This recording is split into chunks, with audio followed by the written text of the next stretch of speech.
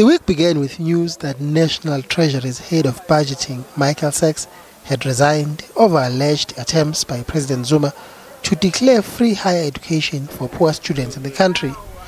News of the resignation drew mixed reaction, with many expressing shock and outrage. It was also blamed for a 1% decline in the value of the rand. That was soon followed by the release of the Heha Commission's report into higher education costs in the country. The report recommended free education in TVET colleges, the abolishment of application fees in tertiary institutions, and that 1% of the country's GDP should be spent on funding higher education. The report generated a lot of reaction and debate, especially by student representatives in universities across the country. In the midst of that, some company news. Vodacom announced its interim results for the period ended September.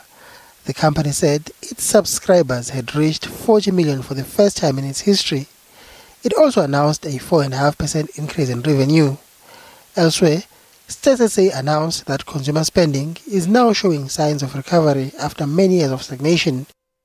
This as retail sales in the country grew by 5.5% in September. Suddenly, the world woke up to news of a military coup in Zimbabwe. The army took over the state broadcaster, placed Robert Mugabe and his family under house arrest, and began rounding up ministers loyal to Mugabe's wife Grace, including the country's finance minister.